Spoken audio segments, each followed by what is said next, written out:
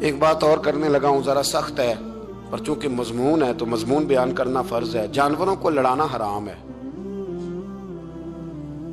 حضرت عبداللہ ابن مسعود رضی اللہ تعالیٰ عنہ روایت بیان کرتے ہیں، فرمایا لعنتی ہے وہ شخص جانوروں کو آپس میں لڑاتا ہے۔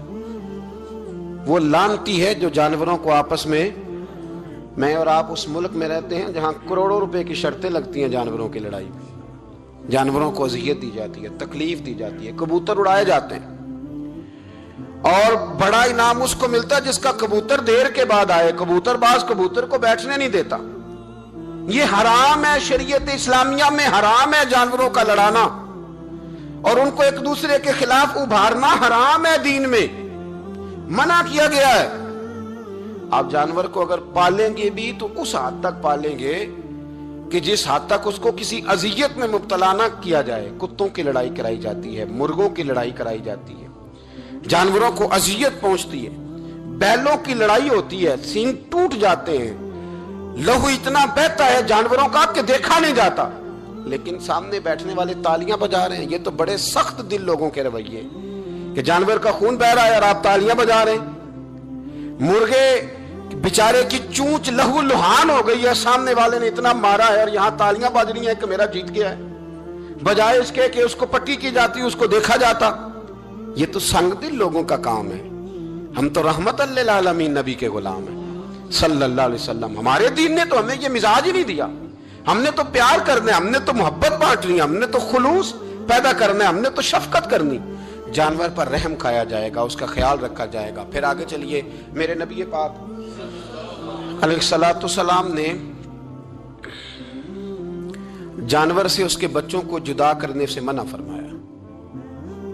جب تک بچے کو ماں کی ضرورت ہے اسے جدا نہیں کیا جائے گا، جب تک وہ دودھ پیتا ہے اسے جدا نہیں کیا جائے گا، جب تک چڑیا کا بچہ بھی چھوٹا ہے اور اس کی ماں اس کے لیے دانہ لے کے آتی ہے تو اسے ماں سے جدا نہیں کیا جائے گا، اس کے جذبات کا، احساسات کا خیال رکھا جائے گا۔ یہاں تو میرے دیہاتوں کے جو بڑے سمجھدار قسم کے، سمجھدار چودھری قسم کے لوگ ہیں، ان کا بھی جب بہو سے اختلاف ہوتا ہے تو کہتے ہیں اس کے بچے رکھ لو، یہ جب خود روئے گی تو لوٹ کے آ جائے گی۔ جس محبوب نے جانور سے اس کے بچے جدا کرنے سے منع کیا، ماں سے بچے جدا کر رہا ہے۔ اور سیانے لوگ اور کچھ میکے بھی ایسے ہیں، میکے بھی، وہ کہتے ہیں بیٹے تو آ جا اور بچے واپس کر دے، اس لیے کہ بھئی ہمارا نہیں ان سے نظام چلے گا، بچے ان کے ہیں تو ان کو دے۔ یا کتنا ظلم ہے۔ سیانا انسان ہو کے یہ بات کر رہا ہے، سمجھدار ہو کے، عقل مند ہو کے، ذی شعور ہو کے، دعویٰ ہے اس کی بزرگی کا۔ نبی رحمت علیہ السلام کی غلام حضرت ابو ہریرہ رضی اللہ تعالیٰ عنہ فرماتے ہیں، مشکات میں موجود ہے، فرمایا کہ چڑیا آئی اور آ کے میرے نبی کے کندھوں پہ بیٹھ گئی۔ جانے اس چڑیا نے کیا کہا کہ محبوب کی آنکھوں میں آنسو آ گئے، حضور روئے اور فٹافٹ حضور اٹھے، فرمایا کون اس کے بچے اٹھا کے لایا ہے؟ کس نے اس کے بچے اٹھائے؟ کون ہے؟ جلدی بتاؤ۔ تو حضرت ابو ہریرہ کہتے ہیں کہ صحابی ہے کہ یا رسول اللہ مجھے ذرا پسند آ گئے تھے تو میں اٹھا لایا ہوں۔ حضور نے فرمایا اسے واپس کر دے، ورنہ یہ میری بارگاہ میں شکایت کر رہی ہے تو قیامت میں بھی تیری شکایت کرے، اور جا وہیں رکھ کے آ جہاں سے تو اٹھا کر کے لایا تھا۔ میرے دوستو، دین اتنے اعلیٰ حقوق بیان کرے جانوروں کے اور انسان اس سے آگے بڑھ کے انسانوں کے ساتھ سلوک کرے۔ محمود غزنوی کا نام تو آپ حضرات نے سنا ہے۔ محمود غزنوی کے جو باپ تھے ان کا نام تھا سبکتگین۔ سبکتگین ایک آدمی کے غلام تھے، مزدوری کرتے تھے، کسی کے ہاں ملازم تھے، شکار کے بڑے شوقین تھے۔ فرماتے ہیں کہ میں تنخواہ تھوڑی کم لیتا تھا اپنے آقا سے اور اسے کہتا تھا کہ ہفتے میں ایک چھٹی مجھے ضرور دینی ہے، میں نے شکار کھیلنا۔ اور یہ بھی یاد رکھ لیں کہ شکار ضرورت کے لیے کھیلنا جائز ہے، شوق کے لیے کھیلنا جائز نہیں ہے۔ آپ شوق کے لیے جانور مار کے گھر آ گئے، شوق کے لیے جانور مارا اور گھر آ گئے۔ معاذ اللہ تعالیٰ ایسے بھی شہزادے ہیں سیاستدانوں کے، سیٹھوں کے، نوابوں کے، جو کہتے ہیں کہ ابھی وہ کوئی کھانے کے لیے تھوڑی شکار کر رہا ہے، وہ تو نشانہ پکا کر رہا ہے اپنا۔ معاذ اللہ نشانہ سمجھ کے جانور کو مارا جائے گا، اور یہاں تک باتیں سننے میں ملتی ہیں کہ جانور باندھا جاتا ہے، اس پہ نشانہ کیا جاتا ہے۔ رسول پاک علیہ السلام نے لعنت فرمائی ایسے شخص پر جو بندے جانور پر نشانہ لگاتا ہے۔ یہ ہمارے شوق ہیں، یہ بڑائی کی علامت ہے۔ 4 पैसे आए हैं तो लोगों ने ये शौक पाल लिए और बेदरेक जानवरों पर लोग बंदूकें उठाए घूमते हैं। सुनो, सुबकुतगीन कहते हैं मैं शिकार का शौकीन था, लेकिन जरूरत के लिए शिकार करता था। हफ्ते में शिकार मार के लाता था, फिर पूरा हफ्ता हमारे घर वाले उसी को खाया करते थे। फरमाते हैं कि मैं तनख्वाह थोड़ी लेता था अपने आका से, महमूद गजनवी के वालिद सुबकुतगीन, कि मैं भाई हफ्ते में एक दिन शिकार करने जाऊंगा। कहते एक दिन मैं जंगल में शिकार करने गया तो कुछ जानवर कम नजर आए। सुबह से लेकर मैं घूमने लगा, असर का वक्त हो गया, कोई शिकार ना मिला। अब मेरे दिल के अंदर यह डर था कि अगर मगरिब मुझे यहीं हो गई तो मुझे कोई दरिंदा, कोई जानवर परेशान करेगा। इसी परेशानी के आलम में मैं दाएं बाएं देख रहा था कि हरनी का एक बच्चा मुझे नजर आया।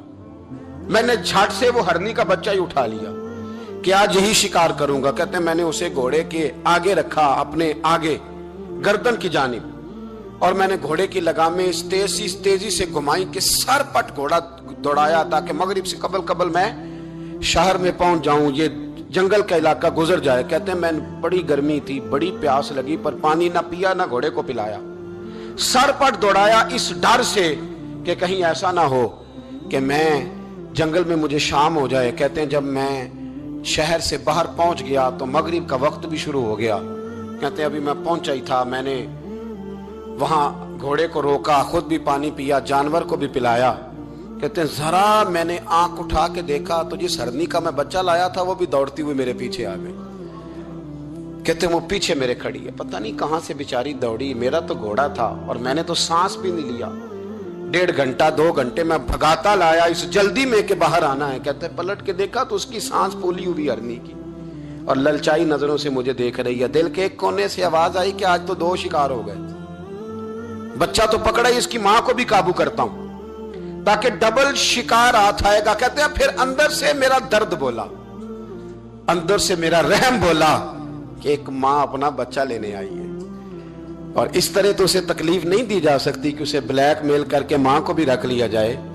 कहते हैं जब मैंने उस हरनी की तरफ देखा तो उसकी नजरों में सवाल था, उसकी नजरों के अंदर सवाल था, कुछ मांग रही थी। कहते मैंने उस बच्चे की पुश्त पर हाथ फेरा, फिर मैंने बच्चा छोड़ दिया। कहते उसने पहले बच्चे को बाजुओं में लिया, फिर अपनी जुबान से अपना बच्चा चाटने लगी। कहते हैं फिर वो जब जंगल की तरफ जाने लगी तो एक दफा उसने मेरी तरफ देखा, दूसरी दफा उसने आसमान की तरफ देखा। जिंदगी में मुझे इतना सुकून कभी नहीं आया था जितना आज आया। कहते मैं घर गया, इशा की नमाज पढ़ी, बावुजू मैं बिस्तर पे लेट गया। लोगों मेरे नसीब देखो, मुझे मदीने वाले महबूब का दीदार नसीब हुआ। रसूल करीम अलैहिस्सलाम मेरी ख्वाब में आए, मैं रोने लगा। घर महक उठा, फूल खिलने लगे, खुशबुएं बिखरने लगी। कहते हैं महबूब करीम तशरीफ लाए और क्या खूबसूरत जुमला है। महबूब फरमाने लगे ओ सुबकुतगीन, अगर तुझे बादशाह बना दिया जाए तो इंसानों के साथ भी इसी तरह रहम करेगा ना जिस तरह आज हरनी के साथ किया है। अगर तुझे बादशाह बनाया जाए तो रवैया यही रखेगा या बदल जाएगा। कहता मैं रो पड़ा, मैंने कहा यार सुल्ला मैं तो गुलाम बनने के भी काबिल नहीं, तो बादशाह कैसे बनूंगा। फरमाया तेरी आज की अदा बड़ी पसंद आई है, अर्श के मालिक ने तुझे बादशाह बनाने का फैसला कर लिया। तेरी ये अदा बड़ी भाई है, बड़ी पसंद आई। फरमाते एक हरनी के बच्चे पे रहम खाया था, रब करीम ने मुझे बादशाही अता फरमा दी। हम ना सियासत से बादशाही लेना चाहते हैं, सियासतदानों के अपनी जेब से इश्तिहार छपवा के बादशाही लेना चाहते हैं, डेरा बना के बादशाही लेना। ना ना ना, बादशाही तो रहम करने से मिलती, बादशाही तो शफकत करने से मिलती, बादशाहियां तो अल्लाह की मखलूक से प्यार करने से मिलती। बादशाहियां हजरत इमाम अहमद बिन हंबल रहमतुल्लाह तआला अलैह फरमाते मैंने मावरा उन नहर एक मुहद्दिस का तज़किरा सुना कि वो मेरे महबूब की हदीसें बयान करते हैं। तो कहते हैं मैं शौके इल्म में उनकी बारगाह में पहुंचा। जब मैं गया तो कुत्ते को खाना खिला रहे थे। मैंने सलाम ली तो उन्होंने जवाब तो दिया पर कोई इतनी तवज्जो नहीं की मेरी तरफ। मेरे दिल में ख्याल आई ये मुहद्दिस हैं और कुत्ते के साथ इतना प्यार कर रहे हैं, मेरी तरफ देखा ही नहीं। तो फरमाते हैं वो कुत्ते को खाना खिला के फारिग हुए तो मेरी तरफ देख के कहने लगे अहमद बिन हंबल, मेरे इलाके में कुत्ते नहीं रहते, कुत्ते दूसरे शहर में ज्यादा पाए जाते हैं। ये भूखा था तो इधर आ गया था। और तुम्हें हुजूर अलैहिस्सलाम की वो हदीस तो पता होगी कि नबी पाक ने फरमाया जो किसी के साथ उम्मीद लगाए اور وہ آدمی اس کی امید پوری کرنے پر قادر ہو پھر بھی امید پوری نہ کرے تو قیامت کے دن اللہ اس کی بھی بہت ساری امیدیں پوری نہیں کرے گا، اسے سزا ملے گی۔ امید پوری کرنے پر قادر تھا، مجبور نہیں تھا، پر پوری نہ کی تو اسے قیامت کے دن سزا ملے گی۔ تو فرمایا یہ کتا امید لگا کے آیا تھا میرے گھر میں کھانے کی، تو اگر میں پوری نہ کرتا تو پھر حضور کی اس حدیث پر عمل کیسے ہوتا، اور پھر مجھے حدیثیں بیان کرنے کا مطلب کیا سمجھ میں آتا۔ امام احمد بن حنبل رحمۃ اللہ تعالیٰ علیہ فرماتے ہیں میں نے کہا استاد جی اجازت دے دیں۔ کہا کدھر آئے تھے؟ کہا حضور جس کام آیا تھا نا وہ میرا بڑا ہی اچھا ہو گیا ہے، وہ بڑا شاندار ہو گیا، جو حدیث بھی آپ نے بیان کر دی اور صرف بیان نہیں کی، آپ نے تو عمل کر کے بھی دکھا دیا ہے، آپ نے تو اس حدیث پر منوان عمل کر کے بھی دکھا دی۔ جانور کے ساتھ حسن سلوک کرنا، اس کے ساتھ پیار کرنا، جانوروں کا خیال رکھنا۔ کچھ جانور موذی ہوتے ہیں، شریعت نے انہیں مارنے کی اجازت دی ہے، اجازت دے دیا۔ جو جانور تکلیف دیتا ہے، اذیت دیتا ہے، اسے مارا جا سکتا ہے، اس کو ہٹایا جا سکتا ہے، لیکن جانور کے حقوق کا لحاظ کرنا، اس پر رحم کھانا، اس پر توجہ دینا۔ میں برطانیہ کے ایک شہر کی طرف جا رہا تھا تو رستے میں نا ٹریفک بند ہو گئی، تو آپ کو پتا ہے میپ وغیرہ نکل آئے ہیں، تو میپ سے پتہ چل جاتا ہے کہ کس روڈ پہ رش زیادہ ہے، کس پہ رش کم ہے۔ تو میں نے اپنے ڈرائیور سے یہ شکوہ کیا کہ میاں تم تو کہتے ہو یہ رستہ صاف ہے، یہ تو یہاں تو ٹریفک ہے۔ کہنے لگا حضرت صاحب پہلے نہیں تھی، ابھی ہوئی ہے تو پتہ کر لیتا ہوں۔ اس نے نیٹ پر کوئی چیز لگائی تو جواب یہ آیا کہ روڈ پہ نا آگے کتے کا ایکسیڈنٹ ہو گیا ہے اور ایمبولینس آ رہی ہے کتا اٹھانے کے لیے، تو جیسے ہی کتا اٹھا کے لے جائے گی نا روڈ کھول دیا جائے گا۔ مجھے نا شرم آئی مجھے، احساس نے مجھے پریشان کر دیا۔ وہ کہنے لگا حضرت میں نے کوئی ایسی بات تو نہیں کر دی، آپ تو پریشان ہو گئے۔ میں نے کہا یار پریشان اس لیے ہوا ہوں کہ کافروں کا ملک ہے، کتے کا ایکسیڈنٹ ہوا ہے تو ایمبولینس کتا اٹھانے آ گئی ہے۔ اب مسلمانوں کے ملک میں کتا اگر روڈ پہ ایکسیڈنٹ ہو جائے تو وہ گاڑی کے ٹائروں کے ساتھ مسئلہ تو جاتا ہے، پر مرے ہوئے کو بھی سائیڈ پہ کوئی نہیں کرتا۔ میرے وطن عزیز میں، میرے ملک کے اندر کتا اگر اس کا ایکسیڈنٹ ہو گیا تو ٹائروں کے ساتھ ہی وہ جائے گا، یعنی درس دینے والا M A, B A, B B A, M S C, M Phil, P H D کی ڈگری رکھنے والا، اب مالدار غریب لوگ تو نہیں نا گاڑیاں ڈرائیو کر رہے ہوتے، مالدار پڑھے لکھے لوگ، وہ اپنے ٹائروں کے ساتھ اس کتے کے اوپر سے گزریں گے، لیکن کچھ چھڑی لے کے اس کو سائیڈ پہ نہیں کریں گے۔ اور ہمارے کوئی فلسفے سنے تو ہم سے زیادہ اچھا بیان ہی کوئی نہیں کر سکتا، ہماری کو لب و لہجہ دیکھے تو ہم سے زیادہ اچھی نصیحت کرے گا کوئی نہیں۔ لیکن اس کو ایک جگہ پہ میں نے کہا ایک سنگی سے کہ یار ذرا تھوڑا رکو، اس کو سائیڈ پہ کر دو، تو کہنے لگے مین روڈ پہ کیسے رکیں؟ تو میں نے کہا ہیلمٹ گر جائے تو فٹافٹ رک جاتے ہو، تھیلا گر جائے نا کبھی سامان والا تو یوں کر کے گاڑیاں بلاک کر دیتے ہو، اگرچہ وہ 150 روپے کا ہی مال کیوں نہ ہو، اور کتے کی خاطر نہیں نیچے اتر سکتے، اس کو تھوڑا سا ہٹایا نہیں جا سکتا۔ لیکن ہمارے رویے ہیں، ہمارا مزاج ہے، ہم ان چیزوں کو سمجھتے نہیں۔ امیر ملت، اور اگر میں کہوں بانی پاکستان تو میں ٹھیک کہوں گا۔ بانی لارڈ تھا ایک اس وقت انگریزوں کا بڑا، پیر جماعت علی شاہ صاحب محدث علی پوری بھی پاکستان کی تحریک چلا رہے تھے اور قائد اعظم بھی چلا رہے تھے۔ تو لارڈ نے قائد اعظم سے کہا تھا کہ قائد اعظم مجھے تیری سیاست سے اتنا ڈر نہیں آتا جتنا جماعت علی شاہ کے دین سے ڈر آتا ہے۔ تو فجر کا وقت مانگنے کا ہے، تو ساری رات تو گزر گئی گیمیں کھیلتے، ٹی وی دیکھتے، اور جو لینے کا وقت تھا تو سو گیا، تو کیسے آئے گا تیرے پاس؟ تو اٹھے سویرے، بندوں سے مانگ کے دیکھ لیا، بڑی عزتیں خراب ہوئی، فجر کا وقت اٹھ کے جھولی پھیلائے۔ میرے رسول پاک علیہ السلام فرماتے ہیں، رب فرماتے ہیں جب بندے میرے آگے جھولی پھیلاتے ہیں مجھے شرم آتی ہے، کیسے خالی واپس کر دوں؟ تو اس کے سامنے جھولی پھیلائیں سویرے اٹھ کے، رزق میں برکت ہوگی۔ اور پھر ایک اور بات، پانچویں بات، رزق میں تنگی اس وقت ہوتی ہے جب ہم مال غلط جگہ پہ خرچ کرتے ہیں۔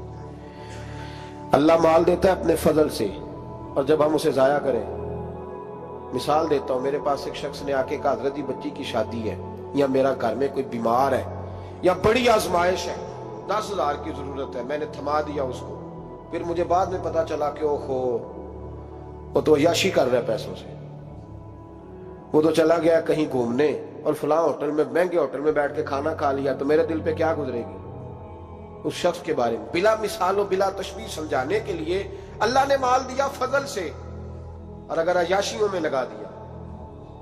صوفیاء فرماتے ہیں کہ اگر ایک دھیلا تو حرام جگہ پہ خرچ کرے نا، ایک دھیلا، تو 1,00,000 دینار کی برکت تیرے گھر سے اٹھ جاتی ہے. ایک دھیلا حرام جگہ پہ. یہ جو گویوں پہ پیسے پھینکتے ہو حلال ہے؟ چلیں بینڈ باجا تو شادی پہ آپ نے اپنی مرضی سے بند کرنا ہے یا بجانا ہے، لیکن گویوں پہ جو پیسے پھینکتے ہو جائز ہے؟ بولے. تو وہ پھر کہتے روتے ہیں بعد میں لوگ کہ پتہ نہیں کیا ہوا، شادی کے بعد پیچھے پیچھے آئے. تو میں نے کہا شادی کے بعد اس لیے پیچھے پیچھے ہاتھ ہو گیا کہ شرابیں بڑی پی گئی، شادی پہ تباہی بڑی اتری، تو پھر اللہ کی رحمت ناراض ہو گئی. اور اس پر میں قرآن مجید کی آیت پڑھتا ہوں. رب فرماتا ہے وَمَنْ أَعْرَضَ عَنْ ذِكْرِي فَإِنَّ لَهُ مَعِيشَةً ضَنْكًا. بڑی سخت آیت. وَمَنْ أَعْرَضَ عَنْ ذِكْرِي، فرمایا جب تم میرے تذکرے سے، میرے ذکر سے منہ پھیر لیتا ہے، فَإِنَّ لَهُ مَعِيشَةً ضَنْكًا، تو میں تیری معیشت کو، تیرے رزق کو تنگ کر دیتا ہوں، کہ تیری زندگانی تنگ ہوتی. اور جس کی زندگی اللہ تنگ کرے اس کی کوئی کھول سکتا ہے؟ کہتے ہیں بڑی جگہوں پہ گیا ہوں، بڑی پھوکے مروائی، بڑے دم کرائے، حالات صحیح نہیں ہوتے، تو مسجد آ کے توبہ کر. وہ کہہ رہا فَإِنَّ لَهُ مَعِيشَةً ضَنْكًا. اعلان ہے قرآن پاک کا کہ جب تو میرے ذکر سے منہ پھیرے گا، روٹی میری کھائے اور پیسے لے کے عیاشی کرے، مسجد آئی نہ. حکم تو یہ ہے کہ جتنی جتنی نعمت بڑھتی جائے سجدے بڑھنے چاہیے، لیکن ہم لوگ سجدے کم کرتے جاتے ہیں، فرض نماز بھی نہیں پڑھتے، پھر رزق تنگ ہوتا ہے، پھر اللہ کے عدل کا نظام چلتا ہے، پھر خرابی ہوتی. اس لیے یاد رکھیں قرآن مجید نے حکم دے دیا کہ اگر چاہتے ہو کہ رزق میں برکت ہو تو پھر رزق دینے والے کے آگے جھک جاؤ، پھر رزق دینے والے کے آگے جھکو. تو مالی پریشانی کا بہت بڑا سبب یہ ہے کہ ہم مسجد کی طرف نہیں آتے، دین کی طرف نہیں آتے، پیسہ ناجائز جگہ پہ خرچ ہوتا ہے. آپ یقین کریں مسجدوں کا حال خستہ ہے، مدارس کا حال قابل رحم ہے، قابل رحم حالت ہے مدارس اسلامیہ کی. اور لوگ پیسہ کہاں خرچ کرتے ہیں؟ میں تو یہ روتا رہتا ہوں، ہر جگہ روتا ہوں.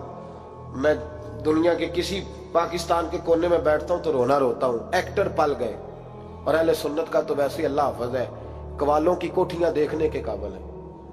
اور نعت خواں جو سر سیکھتے ہیں رات کو کہیں بیٹھ کے اور صرف آواز سریلی ہے، ان کے مکان پجاروں دیکھنے کے قابل ہیں. اور جس شخص نے ساری زندگی رسول اللہ کا دین پڑھایا ہے، ساری زندگی، شیخ الحدیث مزاج کے لوگ ہیں جن کی بیٹیوں کی شادیاں بھی ہونے والی ہیں. مدارس کے بچے موٹے کپڑے پہن کے گرمیوں میں گھومتے ہیں، موٹے کپڑے. اور کوئی چودھری اگر کبھی دینے آتا ہے نا کسی مدرسے میں پیسے، تو کہتا ہے جی وہ میں نے 50,000 روپیہ خرچ کرنا ہے، تو کوئی جگہ کوئی کام بتائیں کون سا ہونے والا ہے. میں کہتا تو لے جا کہا رہی، یہ کام بتائیں.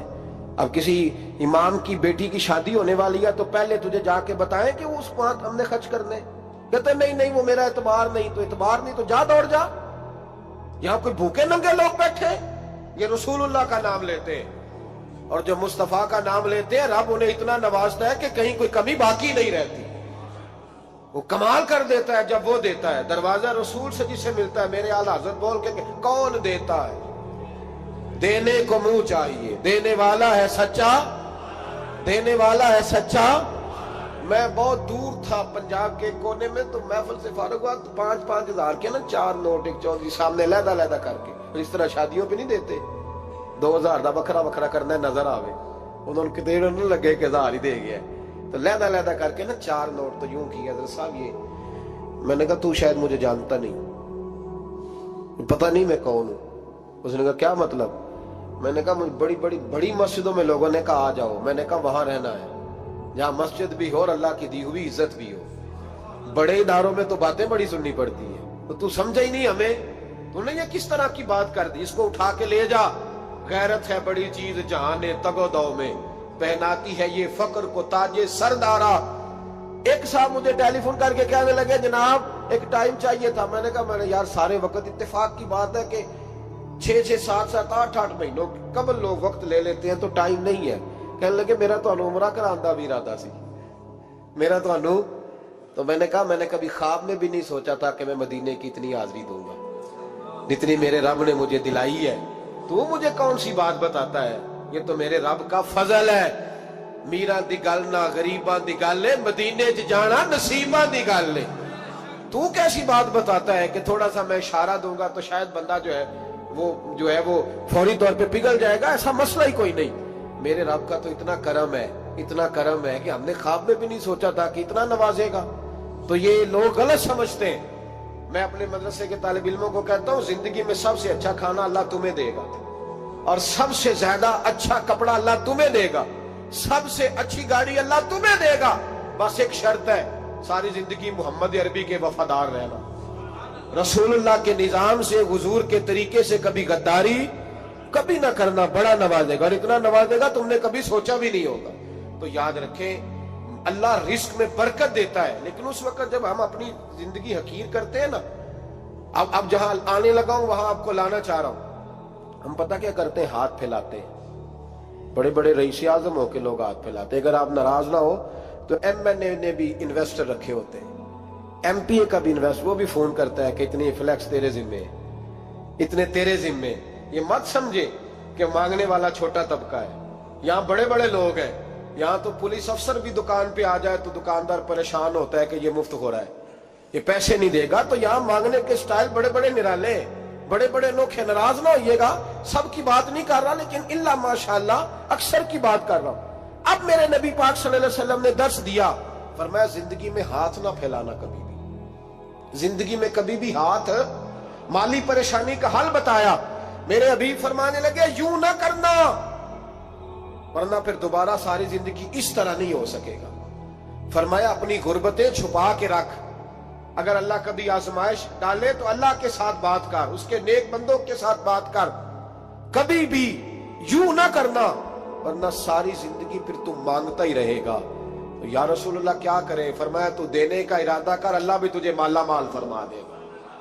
तो जिसने हाथ फैलाया हुआ है ना, इसनाद खान ने भी, मौलवी ने भी, MNA ने भी, MPA ने भी, और वजीर ने भी, और मुशीर ने भी, और क्या बताएं कहां तक। हमारा तो वजीर आजम किसी मुल्क चला जाए तो अगला मुल्क परेशान हो जाता है कि शायद कुछ लेने आया है। जिनको आज यौम पाकिस्तान है, पाकिस्तान मांगने के लिए नहीं बना था, ये देने के लिए बना था।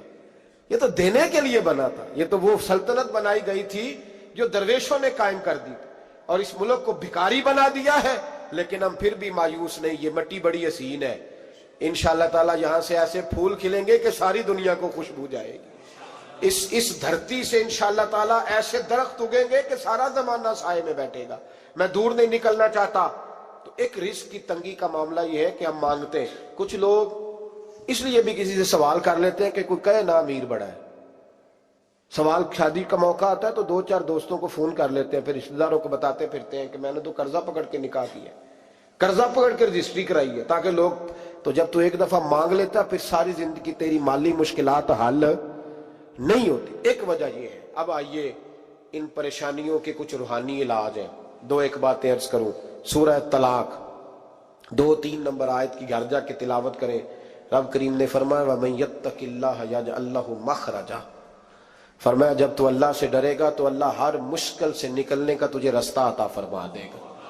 और क्या खूबसूरत अंदाज है कुरान मजीद का, और हमने इसका लाखों बार तजर्बा किया, बीसियों और सैकड़ों बार ये चीज जाती तौर पर प्रैक्टिकल से गुजरी। अल्लाह ने फरमाया हर मुश्किल से निकलने का रास्ता भी देगा, वयरज़ुक़हु मिन हैसु ला यहतसिब, और अल्लाह तुझे वहां से रिस्क देगा कि तूने कभी सोचा भी नहीं होगा।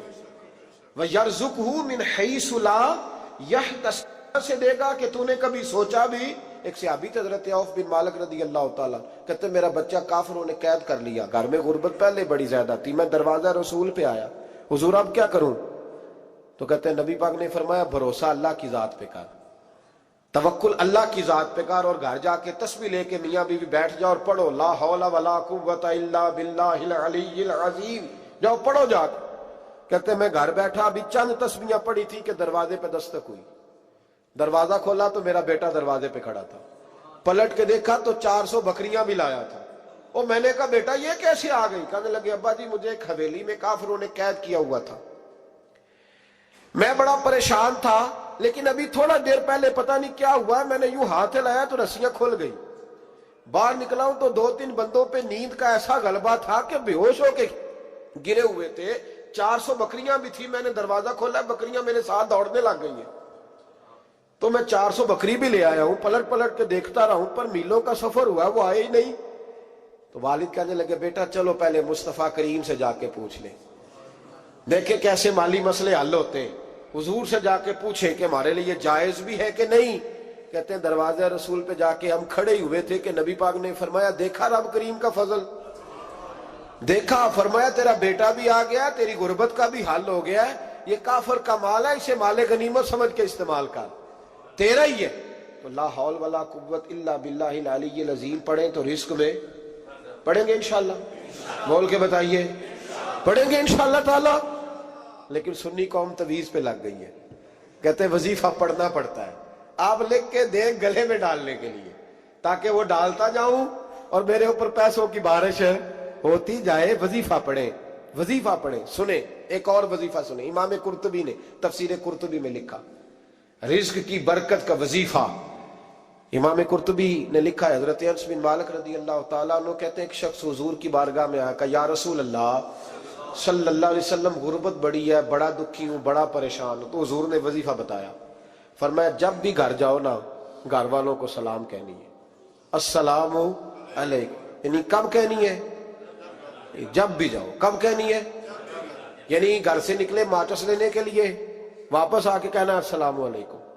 پھر گھر والوں نے کہا ہو یاد نہیں رہا تھا، وہ تو چینی بھی ختم ہو گئی ہے، پھر گئے چینی لینے تو واپس آ کے پھر السلام علیکم۔ انہوں نے کہا خو ناراض نہ ہوئیے گا، پتی بھی نہیں چائے کی۔ اب واپس گئے تو پھر واپس آ کے کیا کہنا ہے؟ تو نبی پاک صلی اللہ علیہ وسلم نے فرمایا جب بھی گھر جا السلام علیکم کہے اور 3 دفعہ سورۃ اخلاص پڑھ دے، اور سورت بھی وہ بتائی جو سب کو آتی ہے، قل هو اللہ احد اللہ الصمد لم یلد ولم یولد ولم یکن لہ کفوا احد، 3 دفعہ یہ پڑھ دے۔ صحابی بڑے سیانے تھے، بڑے مسئلے حل کرتے تھے ہمارے، فٹافٹ بول پڑے وہ صحابی، کہنے لگے حضور میری تو چھوٹی سی فیملی ہے، کئی دفعہ بچے گھر نہیں ہوتے، ننھیال گئے ہوتے ہیں، تو پھر کیا کروں؟ حضور نے فرمایا جب گھر میں کوئی نہ ہو تو اپنے نبی پہ درود و سلام پڑھ دینا، تیرے نبی کا کرم تو تیرے گھر میں ہوگا نا۔ حضرت انس بن مالک رضی اللہ تعالیٰ عنہ فرماتے ہیں کہ ہم انتظار میں تھے کہ بندہ واپس آئے اور رزلٹ بتائے۔ کہتے ہیں وہ کچھ دنوں کے بعد واپس آئے تو عجیب بات کی انہوں نے، ہمسایوں سے کئی دفعہ بندے کی نہیں نا اتنی بنتی، اور کئی دفعہ لگتا ہے کہ میرا ہاتھ اوپر ہی رہے، یہ کہیں مجھ سے تگڑے نہ ہو جائے۔ کہتے ہیں وہ آئے، نبی پاک صلی اللہ علیہ وسلم نے کہا کیا حال ہے تیرا؟ تو عرض کرنے لگے یا رسول اللہ صلی اللہ علیہ وسلم وظیفہ تو میں نے اپنے لیے پوچھا تھا اور میرے تو ہمسائے بھی امیر ہو گئے، حضور وہ تو میں نے اپنے لیے پوچھا تھا اور میرے دائیں بائیں والے لوگوں میں بڑی برکت ہوئی ہے۔ تو میرے محبوب مسکرانے لگے، حضور فرمانے لگے گویا برکتیں تیرے گھر میں جب برسی ہیں تو چھن چھن کے ان کا فیض اللہ نے تیرے ہمسایوں کو بھی عطا فرمایا۔ مشکل تو نہیں وظیفہ، کیا کرنا ہے؟ نہیں تو نہیں آکھنا مشکل لگتا مجھے، نہیں تسی کر دینا سلام لو، تسی کہنا بندے اسی کرتے سلام اسی لویے، تسی لو جاؤ کے دوبارہ گھر جا کے کیا کرنا ہے؟ چلے کچھ نہ کچھ 55% بولے ہی ہیں ماشاءاللہ، کیا کریں گے؟ السلام، اور پھر کیا پڑھنا ہے؟ سبحان اللہ، 3 دفعہ سورۃ اخلاص پڑھ دیں، فرمایا اللہ برکت پیدا کر دے گا۔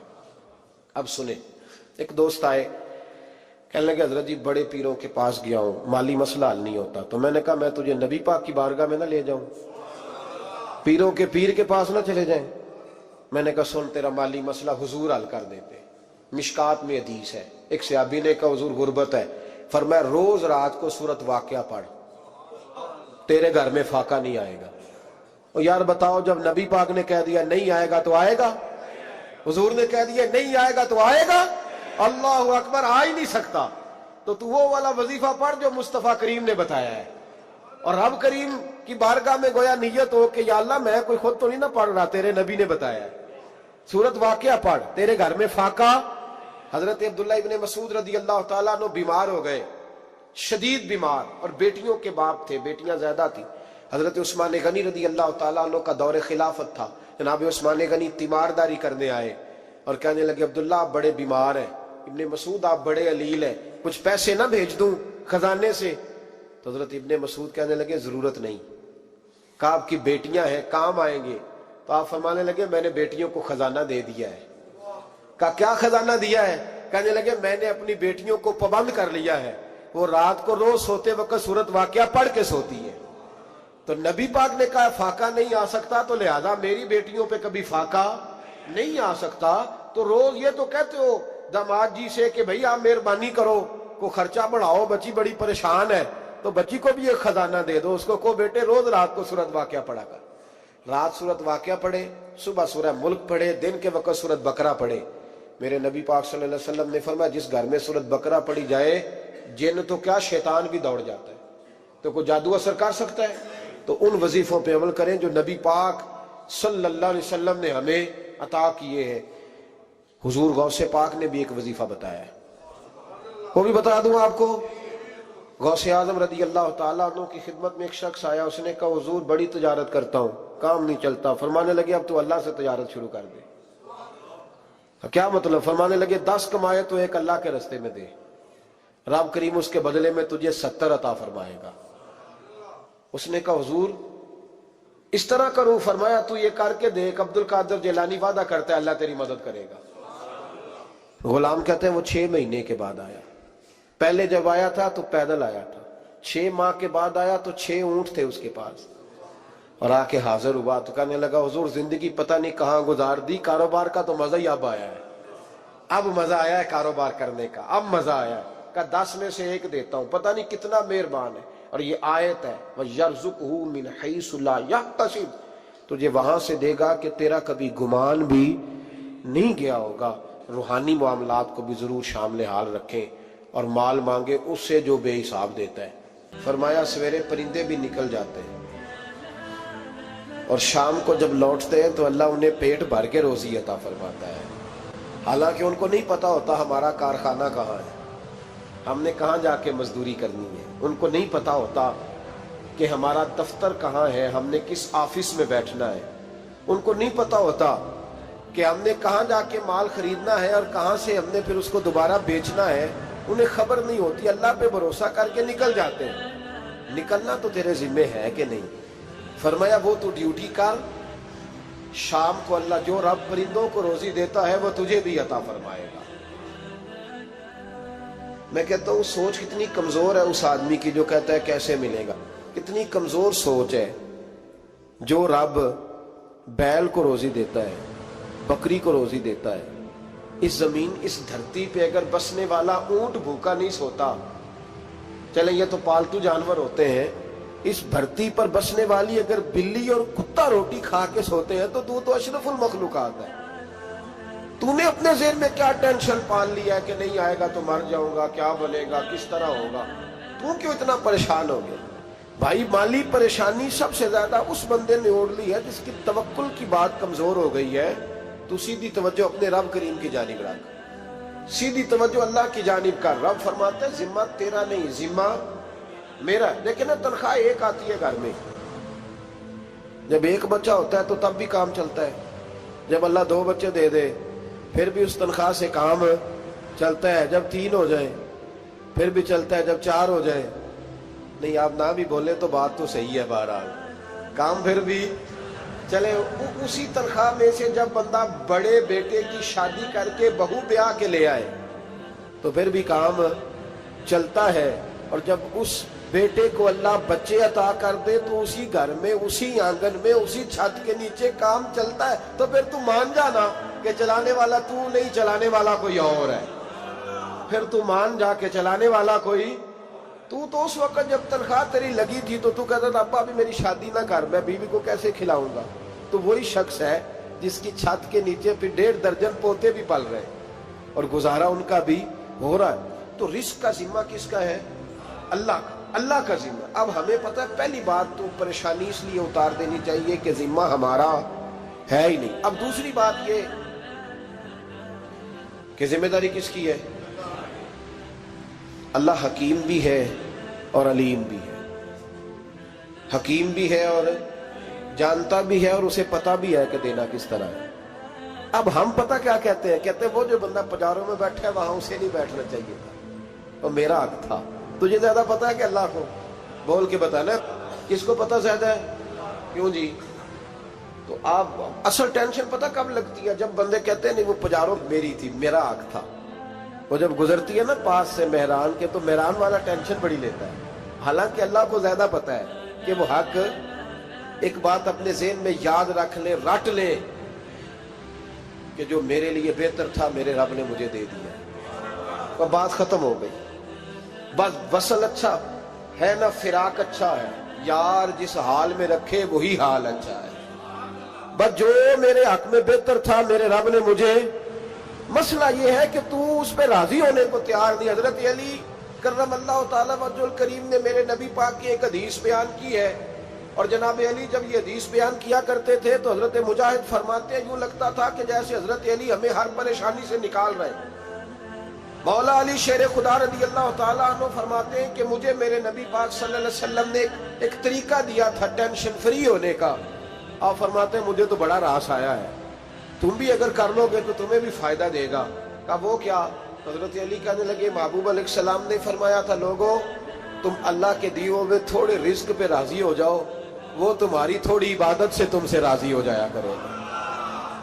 بس تم 2 نفل بھی پڑھو گے تو اللہ راضی ہو جائے گا، تم 1 رکوع بھی سویرے اٹھ کے پڑھو گے تو وہ راضی ہو جائے گا، وہ تمہارے 313 درود شریف سے راضی ہو جائے گا، تم اس کے دیے ہوئے تھوڑے رزق سے راضی ہو جاؤ. ٹینشن اس لیے ہوتی ہے کہ ہم راضی نہیں جو اس نے ہمیں دیا ہے. وہ حال میں مزید کی جو دوڑ ہے نا، حال میں مزید کی، بے قدرہ کچھ قدر نہ جاتی، کیتی خوب تسلی ہو، دنیا دار پجاری زردے، کتیاں دے گل ٹلی ہو، بک بک روشن اکھیاں تکیو ویک حویلی کلی ہو، تے کوچ نصیر اساں جد کیتی پہ جانی تھر تھلی ہو. تو یاد رکھیں یہ جو ہے نا مصیبت کے مال آ کیوں نہیں رہا، وہ سامنے والا پلاٹ میرے گھر کے سامنے ہے گھر کے سامنے، پر رجسٹری میرے نام کیوں نہیں؟ یہ مصیبت سانس نہیں لینے دیتی. موٹر سائیکل کھڑی کرتا ہے نا جب آ کے دکان سے روٹی کھانے آتا ہے، دفتر سے گھر آتا ہے، کاروبار سے آتا ہے، تو جہاں موٹر سائیکل کھڑی کرتا ہے وہ ٹینشن بڑی ہے کہ کبھی میری ہو جائے نا یہ والی جگہ تو میں یہاں بھی بورڈ لگاؤں اپنے نام. اس نے مالی پریشانی پیدا کی. تو جس حال میں ہے، کیونکہ تو نے اپنا یہ حال خود نہیں بنایا، جس نے بنایا ہے وہ بڑا بہتر جانتا تھا کہ تو اسی حال میں اسے اچھا لگتا ہے. تو اسے اسی حال میں، ایک بزرگ تھے تو ان کی طبیعت بڑی علیل ہو گئی، بیمار ہو گئے، تو اللہ نے آزمائش دی تو کیڑے پڑ گئے وجود میں. ایک کیڑا یہاں سے کھا رہا تھا، اللہ والے بڑے راضی رہتے ہیں اس کی رضا پہ، تو کیڑا یہاں کھا رہا تھا تو نیچے گر گیا، تو بابا جی نے اٹھا کے پھر وہاں رکھ لیا. کہنے لگے جب اس نے تیری ڈیوٹی مجھے کھانے کی لگائی ہے تو میں اس بات پہ راضی ہوں تو نیچے کیوں گرتا ہے؟ بس ٹھیک ہے کھا، جب اس نے تجھے ڈیوٹی جو تیری لگائی. سالبہ بن عبد الرحمن ایک صحابی تھے، سالبہ غالباً نبی پاک صلی اللہ علیہ وسلم کی خدمت میں آئے، کہنے لگے یا رسول اللہ صلی اللہ علیہ وسلم غربت بڑی ہے، میرے لیے دعا کریں اللہ زیادہ مال دے. تو محبوب صلی اللہ علیہ وسلم نے فرمایا تو جس حال میں اچھا ہے وہ تیرے لیے بہتر ہے، اس میں تو ہے وہی حال تیرے لیے. مشکل ہے نا یہ جواب سننا. کہتے پیر صاحب فلان جگہ سے تویز آیا، وہاں تو وارے نے آرے ہو گئے، تو آپ کے ہاں. تو میں کہتا ہوں یہ تویز دینے والا اگر تویز دے کے امیر بناتا ہے تو پہلے خود کیوں نہیں بنتا؟ یہ خود تو 150 کا تویز بیچ رہا ہے، اپنی بیچارے کی حالت یہ ہے. اگر اتنا ہی تویز اس کا چلتا ہوتا تو پہلے 5 جو پجارو اس کے دروازے پہ کھڑی ہو. عجیب چکر ہے اور عجیب جگہ لوگ الجھ گئے، سمجھتے ہی نہیں بات کو. یا رسول اللہ صلی اللہ علیہ وسلم دعا کر دے، تو محبوب نے کیا فرمایا؟ فرمایا تو جس حال میں ہے نا وہ حال تیرے لیے بہتر ہے، اسی میں رہ. کہ نہیں حضور دعا کرے. فرمایا سالبہ تو باز آ جا. حضور دعا کرے. فرمایا تو باز آ جا. 2-3 دفعہ کا ضد کی. محبوب نے فرمایا جا پھر اللہ تجھے زیادہ پیسے دے گا. چند بکریاں خریدی، اتنی برکت ہوئی کہ بکریوں کے ریوڑ بن گئے. پھر کچھ بکریاں بیچ کے گائے خرید لی، ان کے بھی ریوڑ ہو. پھر کچھ اونٹ اونٹنیاں لے لی، ریوڑ ہی ریوڑ.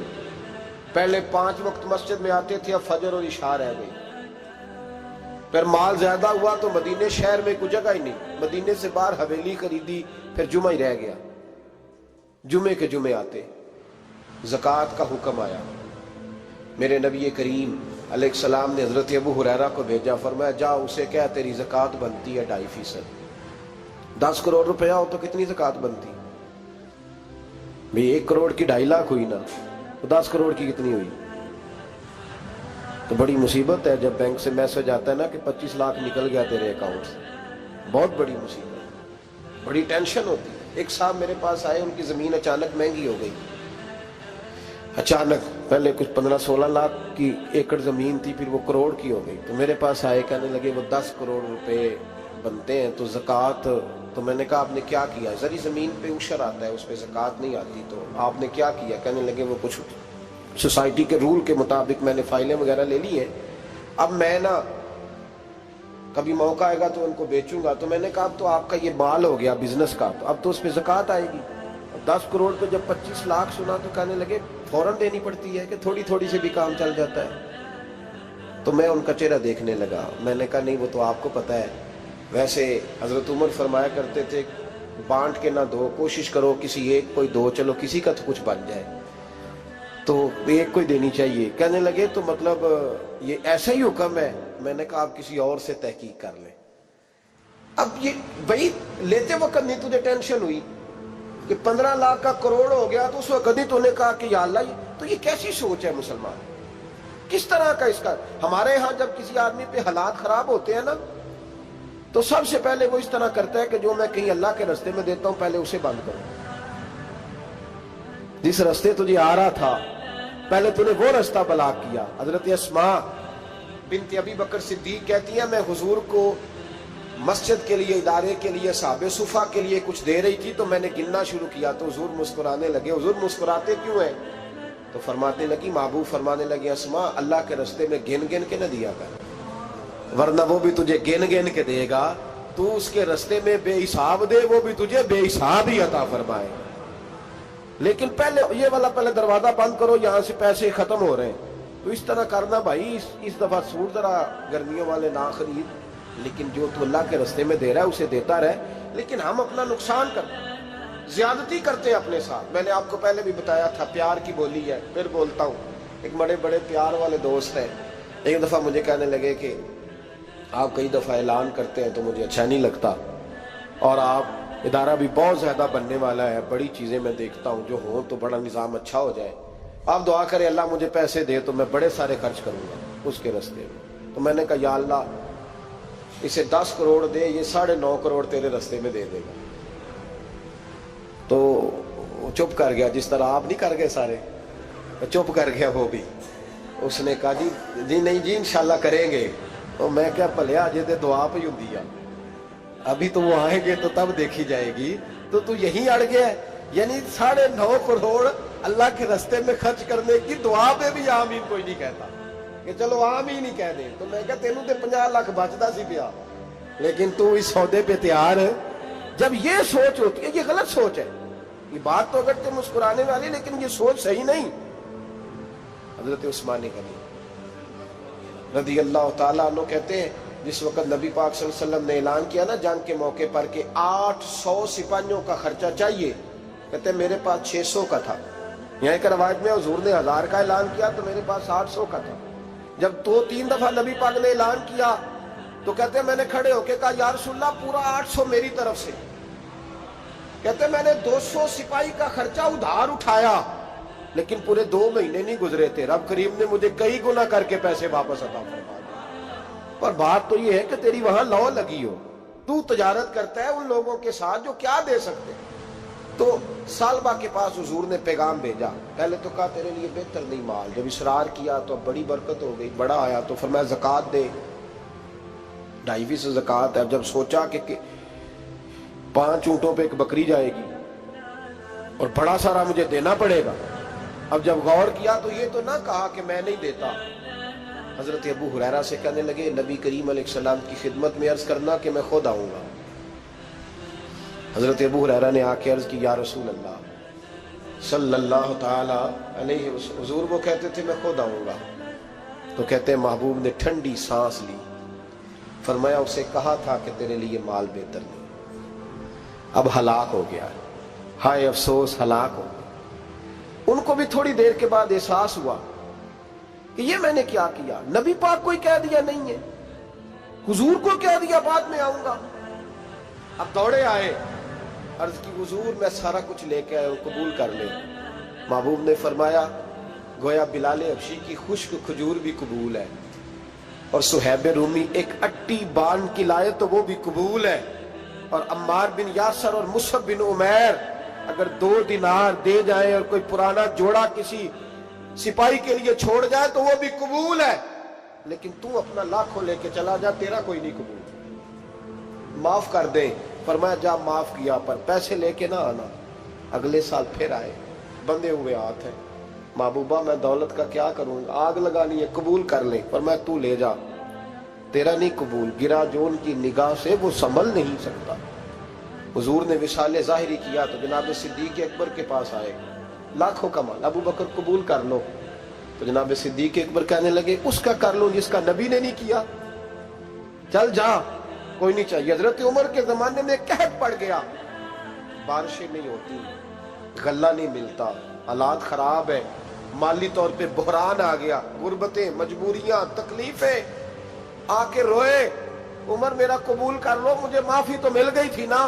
फरमाया माफी अपनी जगह पे, पर जिसका मुस्तफा ने कबूल नहीं किया। बहुत सारे लोगों को पता ही नहीं कि उनका कबूल ही नहीं हुआ, और वो उलझे हुए, उन्हें खबर ही नहीं कि असल बात क्या है। फरमाया जिसका मुस्तफा करीम ने कबूल नहीं किया, अब हीरे और जवाहरात भी लेके आए तो भूखे मरेंगे, पर उसका कबूल, उस बात पे राजी रहो, इस हाल में अल्लाह ने रखा हुआ, उस हाल में राजी रहो। ये जो मुसीबत है ना देखने के, वो भी मेरे पास, तुम्हें क्या पता, कभी पूछ तो सही उससे वो किस मुसीबत का शिकार है, जो माली तौर पे बड़ा अमीर है, तो उसकी तरफ देख के अपना दिल बुरा करता है। बस जिस हाल में रब ने रखा है उस हाल में रह। हजरत उस्मान गनी के जमाने में तो वो विसाल कर गए, लेकिन भाई तू जिस हाल में तेरा रब तुझे रखता है उस हाल में रह, तेरी माली परेशानियां खत्म हो जाएंगी। मैंने पहले भी शायद आपको एक दफा कहा था, मैं तालीम से फारग हुआ तो मेरे एक उस्ताद और मेरे कुछ दोस्त कहने लगे अफ्रीका आ जाएं आप, भाई बहुत बड़ा इदारा है, उसको चलाएं, उसको संभालें। तो मेरी वालदा से मैंने कहा, कुछ तबीयत होती है ना इंसान की, मेरा भी दिल लग गया। मेरी अम्मा पढ़ी नहीं थी, लेकिन अल्लाह ने दानाई बड़ी अता फरमाई थी, हिकमत बड़ी थी, सियानी बड़ी थी। तो मैंने कहा अम्मा जी वो मुझे साउथ अफ्रीका की दावत हो रही है, तो आप क्या कहती हैं? तो उठ के मेरे पास आ गए और मुझे उन्होंने अपने बाजुओं में ले लिया, फिर मेरा माथा चूमा, कहने लगी पुत्र मैं तो वाल भी ना पोट के देवा किसी, हमने दौलत का क्या करना, तो अल्लाह का नाम लेके कहीं बैठ जा, रब करीम रौन के लगा देगा, खैर हो जाए। तो मेरे भाई याद रखें, इन चीजों से थोड़ा सा देखें ना, कनात करें, जो अल्लाह ने दिया उस पर राजी हो जाए। अल्लाह बड़ा मेहरबान है, वो आसानियां कर दिया करता है। तो याद रखें, मेरे रसूल करीम अलैहिस्सलाम ने एक तो हमें दर्स ये दिया है कि तू समझ जा, कुरान ने हमें बताया है कि रोजी तेरी जिम्मेदारी नहीं, रोजी किसकी जिम्मेदारी है? अल्लाह की। और दूसरी बात ये कि जो अल्लाह ने तुम्हें दिया है उस पर तू राजी हो जा, तेरी माली परेशानियां खत्म हो जाए। और फिर हुजूर सल्लल्लाहु अलैहि वसल्लम ने फरमाया मजहबी तौर पर जब देखो तो आगे देखो, और दुनियावी तौर पर जब देखो तो पीछे देखो, परेशानी खत्म होगी। मजहबी तौर पर जब देखो, जो 5 नमाजें पढ़ता है वो तहज्जुद पढ़ने वाले को देखे, और जो तहज्जुद पढ़ता है वो इशराक चाश्त पढ़ने वाले को देखे, और जो बंदा इशराक और चाश्त पढ़ता है फिर उसको देखे जो सारा दिन मुस्तफा पे दरूद पढ़ता है। ऊपर ऊपर देखे कि मैंने और नेक होना है, और नेक। और जब माली मामला है तो फिर नीचे देख, अगर तू बैठा ना पजारों पे तो फिर टूडी वाले पे नजर कर, उसका क्या हाल है। और अगर तू वहां बैठा है तो देख, मेहरान वाला भी तो गाड़ी चला ही रहा है ना। और अगर तू वहां है तो मोटरसाइकिल वाला देख, और तू वहां है तो फिर साइकिल वाले पे नजर, और अगर तू साइकिल वाला है तो पैदल वाले को देख, अगर तू किराए के मकान में रहता है तो फिर झोंपड़ी वाले को देख, और अगर तू झोंपड़ी में रहता है तो फिर भी परेशान ना होना। कुछ ऐसे भी हैं जिन्हें झोंपड़ी भी नसीब नहीं, जो सड़क पे लेटे हुए। और अगर तू तंदुरुस्त है ना तो कभी जाके अस्पताल में देख हाल क्या है, लोग किस हाल में है। तो हम शुक्र नहीं अदा करते, उसका नुकसान क्या होता है, नेमतें चली जाती हैं। अल्लाह फरमाते हैं लाइन शकर तुम लाज़ीदन्नकुम, तो शुक्र अदा कर, मैं नेमतों में इजाफा कर दूं। तो भाई माली परेशानी का तीसरा सबब यह है कि हम देखते हैं माली तौर पर ऊपर, तो फिर हमें तबीयत बिगड़ती है। और फिर माली परेशानियों के कुछ और असबाब भी हैं। इमाम शाफी फरमाते हैं जिन घरों में लोग फजर की नमाज के वक्त सोए होते हैं उन घरों में रिज्क नहीं आता। आप फरमाते हैं फजर का वक्त अल्लाह के देने का वक्त है, उस वक्त अल्लाह बांटता है। हुजूर सल्लल्लाहु अलैहि वसल्लम का फरमान है ना हदीस में कि तहज्जुद के वक्त अल्लाह पहले आसमान पे नुज़ूल जलाल फरमाता है जो उसकी शान के लायक है तहज्जुद के वक्त, और वो कहता है मांगो मैं तुम्हें अता करूंगा। لینے کی باری آئے تو بندہ سمیٹ سماٹ کے اندر گھس جائے. ہمارے ہاں یہ ہوتا ہے کہ عشاء کے بعد بچے بیٹھتے ہیں موبائل لے کے, تہجد کا وقت آتا ہے تو ان کی آنکھیں بند ہونی شروع ہوتی, تو لینے کے وقت تو سویا تھا, ذرا مسئلہ کیسے حل ہوگا بھائی؟ جب کوئی آدمی خیرات بانٹ رہا ہو تو جو پیالہ پیچھے کر لے اسے ملے گا؟ کہتے اس وقت آنا جب میں بانٹ رہا تھا, اب تو کدھر آ گیا ہے؟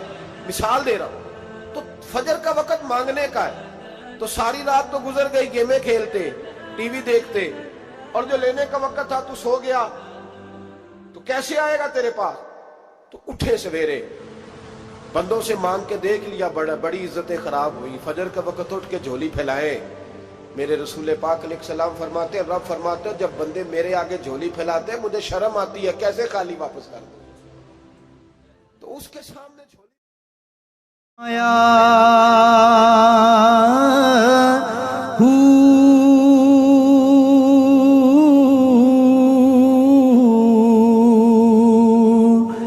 نام بھج